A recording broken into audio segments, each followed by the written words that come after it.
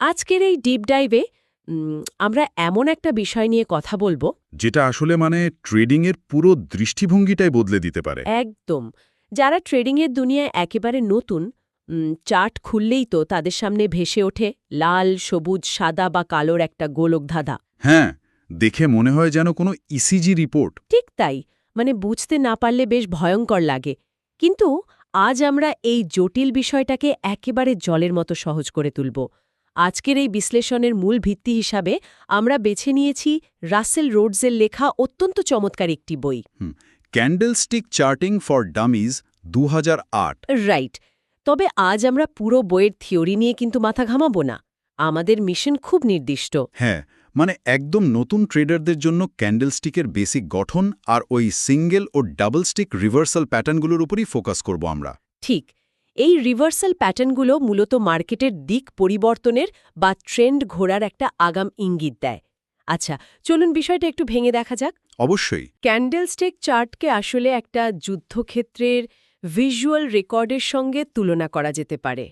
প্রতিদিন মার্কেটে ক্রেতা, যাদের আমরা ট্রেডিংয়ের ভাষায় বলি বুলস, আর বিক্রেতা বেয়ার্স। হ্যাঁ, এই বুলস আর বিয়ার্সের মধ্যে যে তুমুল লড়াই চলে, ক্যান্ডেলস্টিক হলো সেই লড়াইয়ের রণাঙ্গনের ম্যাপ। একদম নিখুঁত উপমা। কোন দিন কে জিতল বা কে হারল বা কে কতটুকু মাটি দখল করল, তার সব কিছুর চাক্ষুষ প্রমাণ লুকিয়ে থাকে ওই ছোট্ট ছোট্ট মোমবাতির মতো দেখতে বারগুলোর ভেতরে। আর এই ভিজুয়াল ম্যাপটার ইতিহাসও কিন্তু দারুণ।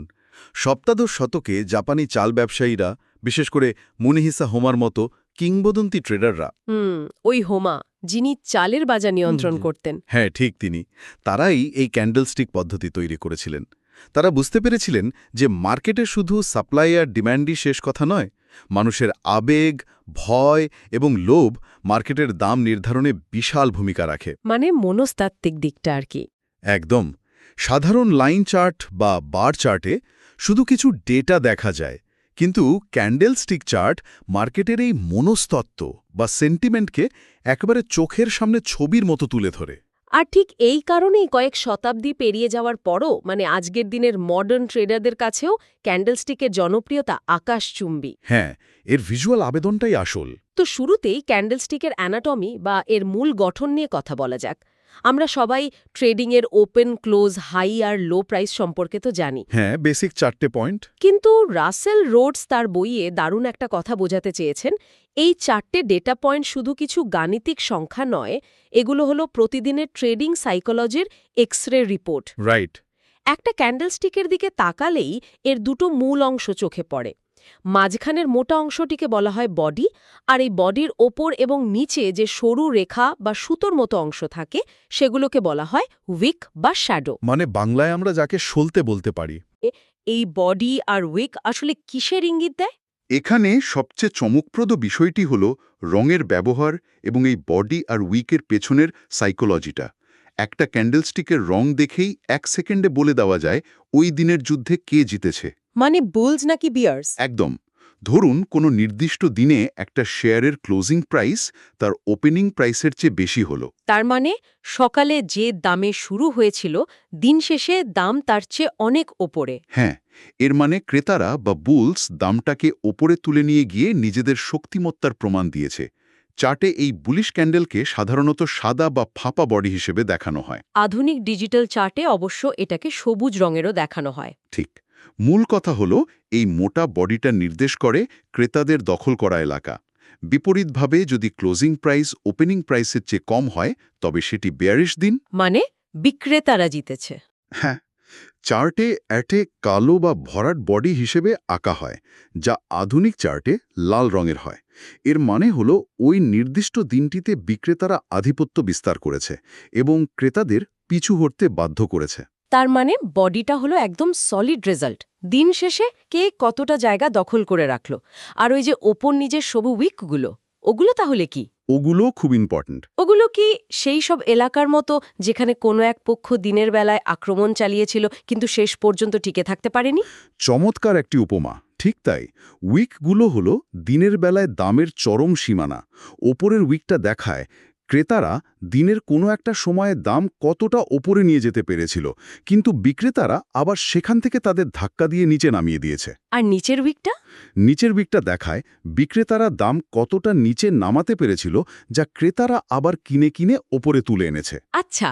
অর্থাৎ উইক হলো সেই যুদ্ধক্ষেত্র যেখানে প্রচণ্ড লড়াই হয়েছে, কিন্তু দিন শেষে কেউই সেই জায়গাটা পাকাপোক্তভাবে ধরে রাখতে পারেনি। এই পুরো ব্যাপারটা একটা সাধারণ লাইন চার্টে তো কখনোই বোঝা যায় না। সেখানে শুধু ক্লোজিং প্রাইসের একটা লম্বা দাগ থাকে। হ্যাঁ, লাইন চার্ট খুব ফ্ল্যাট, কিন্তু ক্যান্ডেলস্টিক দিনের ভেতরে ঘটে যাওয়া পুরো ড্রামাটা চোখের সামনে ভাসিয়ে তোলে। এই ড্রামাটাই তো আসল, কারণ এই ক্রেতা বিক্রেতার যুদ্ধের ফলাফল থেকেই কিন্তু মার্কেটের পরবর্তী মুভমেন্ট সম্পর্কে ধারণা পাওয়া যায়। একদম। তো বেসিক অ্যানাটমি তো বেশ ভালোভাবে বোঝা গেল। এবার চলুন আরও গভীরে যাই। Single stick reversal pattern. মানে একটা মাত্র ক্যান্ডেল দেখে সিদ্ধান্ত নেওয়া? হ্যাঁ, অর্থাৎ এমন কিছু নির্দিষ্ট ক্যান্ডেলস্টিক যেগুলো একা একটা ক্যান্ডেল হিসেবেই বাজারের বর্তমান ট্রেন্ড বা গতির উল্টো দিকে ঘোরার একটা জোরালো সিগন্যাল দেয়। শুরুতেই আমরা কথা বলবো ডোজি প্যাটার্ন নিয়ে। ডোজি খুব পপুলার একটা টার্ম। হ্যাঁ, চার্টের ডোজি দেখতে অনেকটা একটা যোগচিহ্ন বা ইংরেজি ছোট হাতের টি এর মতো হয়। এর মানে হল ওই নির্দিষ্ট দিনে ওপেন এবং ক্লোজ প্রাইস একেবারে সমান বা প্রায় কাছাকাছি ছিল। রাইট। এর ফলে ক্যান্ডেলস্টিকের কোনো মোটা বডি থাকে না, শুধু একটা আড়াআড়ি দাগ থাকে। এটা কেন এত গুরুত্বপূর্ণ? ডোজি এত গুরুত্বপূর্ণ কারণ এটা মার্কেটে ক্রেতা বিক্রেতার চরম দ্বিধা বা ইনডিসিশন নির্দেশ করে। ইনডিসিশন মানে কেউ সিদ্ধান্ত নিতে পারছে না? ঠিক। যখন একটা ক্যান্ডেলের ওপেনিং এবং ক্লোজিং প্রাইস একই বিন্দুতে এসে মেলে, তার পেছনের সাইকোলজিটা চিন্তা করুন। সারা দিন ধরে ক্রেতারা আপ্রাণ চেষ্টা করেছে দাম ওপরে তোলার, আবার বিক্রেতারাও তাদের সবটুকু শক্তি দিয়ে দাম নিচে নামানোর চেষ্টা করেছে। কিন্তু দিন শেষে ফলাফল একেবারে ড্র। হ্যাঁ, কেউই জিততে পারেনি। একটা শক্তিশালী ট্রেন্ডের পর, সেটা আপট্রেন্ড হোক বা ডাউন ট্রেন্ড, যখন হঠাৎ করে চার্টে একটা ডোজি ফুটে ওঠে, তার মানে হলো সেই ট্রেন্ডের পেছনে যে কনফিডেন্সটা ছিল সেটা হঠাৎ করে গায়েব হয়ে গেছে। মার্কেট এখন কনফিউজড। একদম। আর এই কনফিউশন থেকেই ট্রেন্ড ঘোরার সম্ভাবনা তৈরি হয়। কিন্তু সব ডোজির অর্থ তো আবার এক নয়। এই যে ধরুন ড্রাগনফ্লাই ডোজি আর গ্রেভস্টোন ডোজি।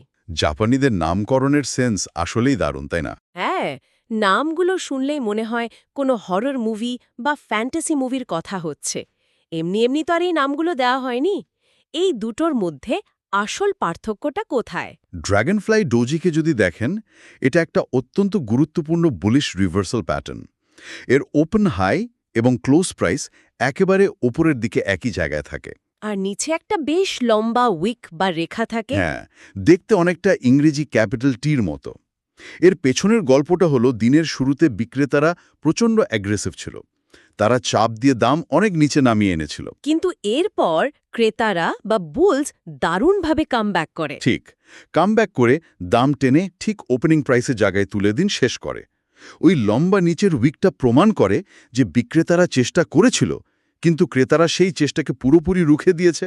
তার মানে একটা ডাউন ট্রেন্ডের শেষে এটা দেখলে বোঝা যায় বিক্রেতাদের শক্তি শেষ হয়ে আসছে। একদম তাই। আর গ্রেভস্টোন ডোজি ঠিক এর উল্টো। নামটাই তো কেমন কবরস্থান টাইপের, মানে ক্রেতাদের আশার সমাধি। খুব ভালো বলেছেন। এর লম্বা আপার উইক থাকে এবং ওপেন লো ও ক্লোজ প্রাইস একেবারে নিচের দিকে একই জায়গায় থাকে, দেখতে উল্টানো টি এর মতো। হ্যাঁ, এটা নির্দেশ করে যে দিনের শুরুতে ক্রেতারা হয়তো খুব উৎসাহ নিয়ে দাম অনেক দূর উপরে বাড়িয়েছিল, কিন্তু দিন শেষে বিক্রেতারা ঠিক ওপেনিং প্রাইসের কাছে দাম আছড়ে ফেলেছে। অর্থাৎ বিক্রেতারা বাজার পুরোপুরি নিজেদের কন্ট্রোলে নিয়ে নিয়েছে। একটা আপট্রেন্ডের চূড়ায় এমন প্যাটার্ন দেখলে তো যে কারো ভয় পাওয়ার কথা। আর এখানেই সাইকোলজিটা সবচেয়ে বড় ভূমিকা রাখে। এই প্যাটার্নগুলো শুধু কিছু আকার নয়, এগুলো মানুষের ইমোশনের রিফ্লেকশন। এখানেই বিষয়টি আসলে দারুণ কৌতূহল উদ্দীপক হয়ে ওঠে, কারণ আমরা এখন যে দুটো সিঙ্গল স্টিক প্যাটার্ন নিয়ে কথা বলবো তাদের চেহারা একেবারে হুবহু এক, কিন্তু কাজের বেলায় তারা সম্পূর্ণ ভিন্ন। আপনি হ্যামার আর হ্যাঙ্গিং ম্যানের কথা বলছেন? হ্যাঁ, প্যাটার্ন দুটো হলো হ্যামার এবং হ্যাঙ্গিং ম্যান। এই দুটো প্যাটার্ন দেখতে একদম একই রকম। এদের বডি থাকে খুব ছোট, যা ক্যান্ডেলের একেবারে ওপরের দিকে থাকে, আর এদের লোয়ার উইক বা নিচের রেখাটি বেশ লম্বা হয়। সাধারণত ওপরের দিকে কোনো উইক থাকে না, বা থাকলেও তা খুবই সামান্য হয়। ঠিক যেন একটা হাতুড়ির মতো। কিন্তু একই চেহারার একটাকে বলা হচ্ছে হ্যামার এবং অন্যটিকে বলা হচ্ছে হ্যাঙ্গিং ম্যান বা ঝুলন্ত মানুষ। কেন এমন অদ্ভুত পার্থক্য? আমরা যদি এটিকে বড় ক্যানভাসে দেখি, তাহলে এই কনফিউশনটা দূর হয়ে যাবে। এখানে সবচেয়ে গুরুত্বপূর্ণ বিষয়টা হলো মার্কেটের কনটেক্সট বা বর্তমান ট্রেন্ড। একটা ক্যান্ডেলস্টিক প্যাটার্ন চার্টের কোন জায়গায় তৈরি হচ্ছে, সেটা তার রং বা চেহারার চেয়েও হাজার গুণ বেশি জরুরি। মানে ট্রেন্ডের বিষয়টা মাথায় রাখতে হবে। একদম। যখন বাজার একটা টানা ডাউন ট্রেন্ডের বা পড়তি অবস্থার মধ্যে থাকে এবং সেই পড়তির একেবারে নিচে এসে এই হাতুড়ির মতো দেখতে প্যাটার্নটি তৈরি হয়, তখন তাকে বলা হয় হ্যামার। এটা তো একটা বুলিশ রিভার্সাল সিগন্যাল, তাই না? হ্যাঁ, এটা ইঙ্গিত দেয় যে মার্কেট একটা বেস বা ভিত্তি তৈরি করার চেষ্টা করছে। বিক্রেতারা দাম আর নিচে নামাতে পারছে না এবং নতুন ক্রেতারা বাজারে প্রবেশ করছে। ঠিক, যেন একটা হাতুড়ি দিয়ে পিটিয়ে তলার মাটি শক্ত করা হচ্ছে। অসাধারণ। একদম। এই কারণেই নামটা হ্যামার দেওয়া হয়েছে। আর ঠিক একই প্যাটার্ন যদি একটা আপট্রেন্ডের বা ক্রমবর্ধমান বাজারের একেবারে চূড়ায় গিয়ে তৈরি হয়, তখন তাকে বলা হয় হ্যাঙ্গিং ম্যান। হ্যাঁ, নামটা শুনলেই বোঝা যায় মার্কেটের অবস্থা তখন আক্ষরিক অর্থে ঝুলন্ত।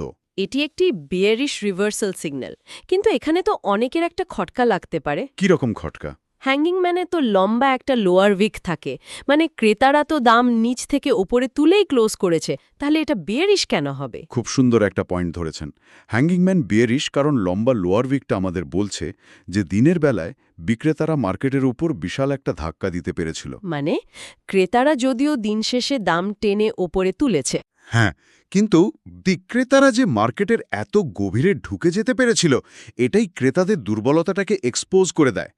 একটা শক্তিশালী আপট্রেন্ডে বিক্রেতাদের এত নিচে দাম নামানোর ক্ষমতাই তো থাকার কথা নয়। ও আচ্ছা, বুঝতে পেরেছি। এই কারণেই এটা একটা সতর্ক বার্তা যে বাজারের উপরে ওঠার জ্বালানি ফুরিয়ে আসছে এবং যে কোনো সময় দাম পড়তে শুরু করতে পারে। দারুণ এক্সপ্লেনেশন। তবে এখানে একটা নিয়ম সব নতুন ট্রেডারদের মনে রাখা খুব জরুরি। এই সিঙ্গল স্টিক প্যাটার্নগুলো দেখার পরপরই অন্ধের মতো ট্রেড নেওয়া উচিত নয়। হ্যাঁ, কনফার্মেশন তো লাগবেই। ঠিক। প্যাটার্ন নিশ্চিত করার জন্য পরের দিনের প্রাইস অ্যাকশনের জন্য অপেক্ষা করাটা অত্যন্ত জরুরি। একদমই তাই। পরের দিন মার্কেট কোন দিকে যাচ্ছে সেটা না দেখে ঝাঁপিয়ে পড়াটা বোকামি। সিঙ্গল স্টিক প্যাটার্নগুলো নিয়ে তো বেশ গভীর একটা ধারণা পাওয়া গেল। একটা ক্যান্ডেলই কত গল্প বলে দিতে পারে। আসলেই। এবার আমরা আলোচনার মোড় ঘোরাতে চাই এবং প্রবেশ করতে চাই ডাবল স্টিক রিভার্সাল প্যাটার্ন বা 2 দিনের ক্যান্ডেলস্টিক প্যাটার্নের দুনিয়ায়।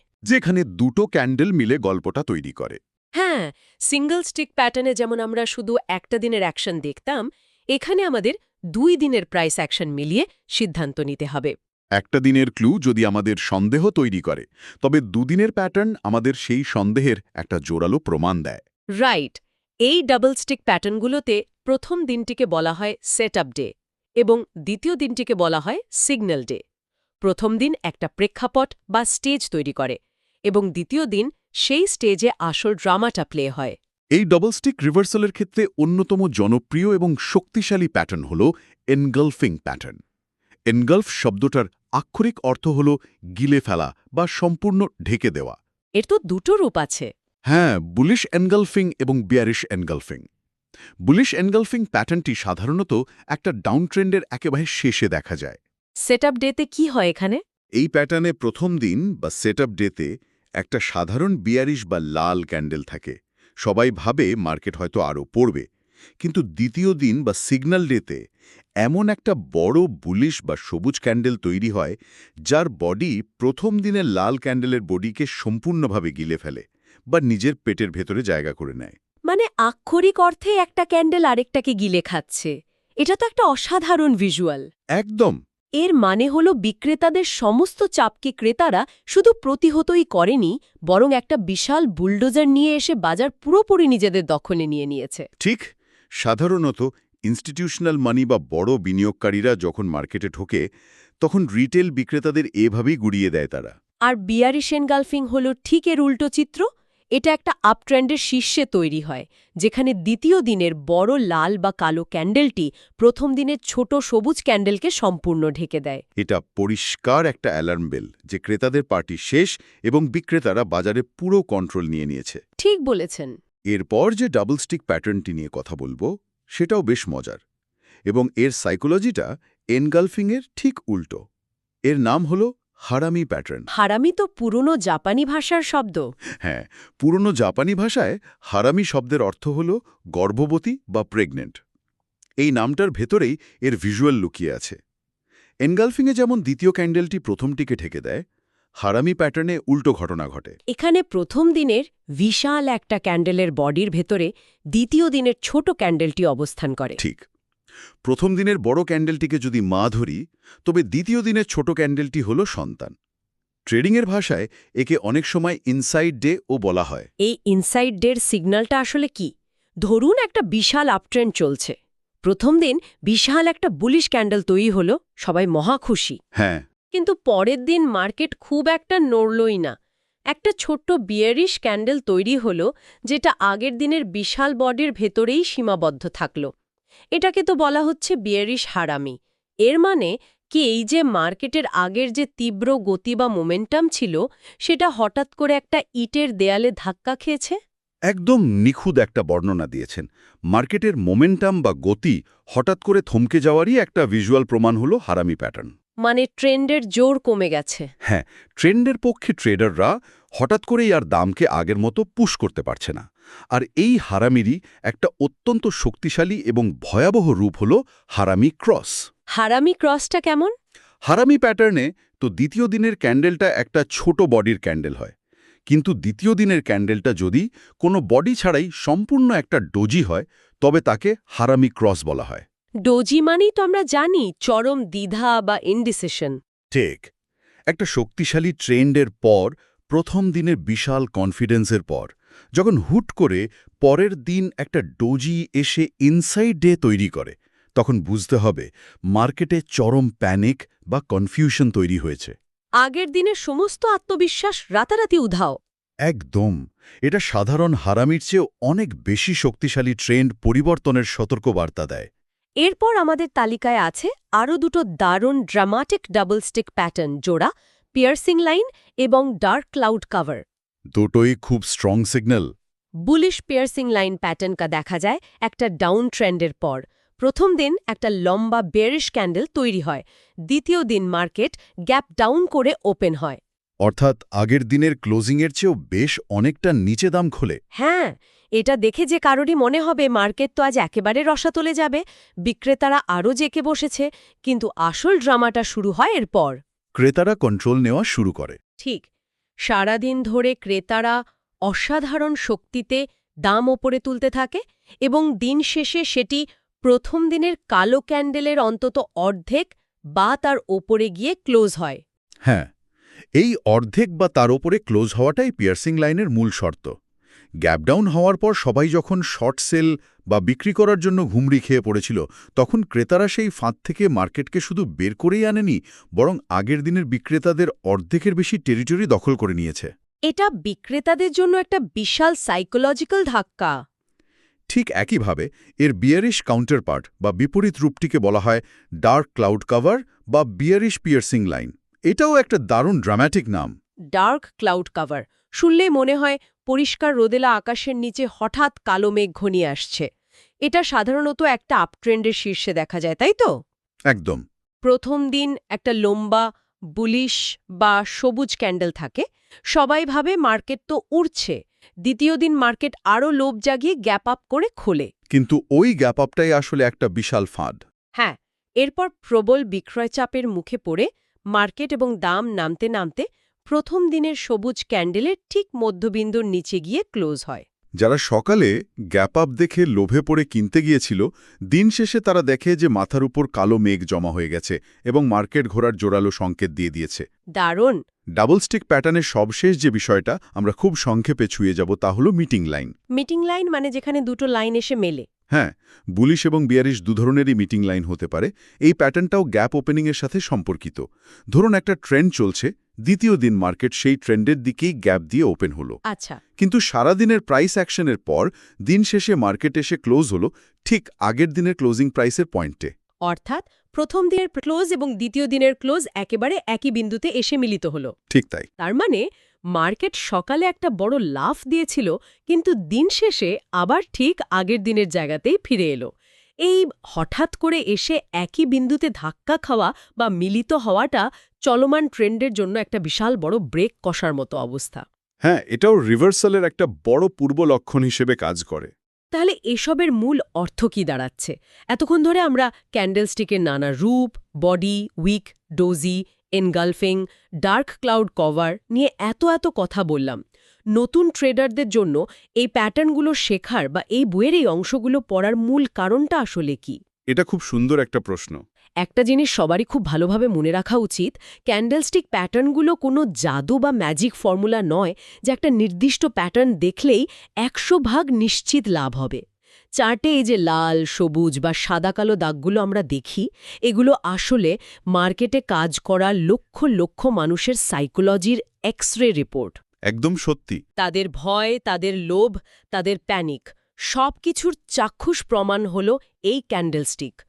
কখন একটা ট্রেন্ড তার শক্তি হারাচ্ছে, কখন নতুন কোনো বড় প্লেয়ার মার্কেটে ঢুকছে এবং কখন নিজের পজিশন ছেড়ে বেরিয়ে আসার সময় হয়েছে, সেই কঠিন সিদ্ধান্তগুলো যুক্তি দিয়ে নেওয়ার জন্য এই রিভার্সাল সিগন্যালগুলো একজন ট্রেডারের সবচেয়ে বিশ্বস্ত হাতিয়ার হিসেবে কাজ করতে পারে। এটি একটি গুরুত্বপূর্ণ প্রশ্নের জন্ম দেয়।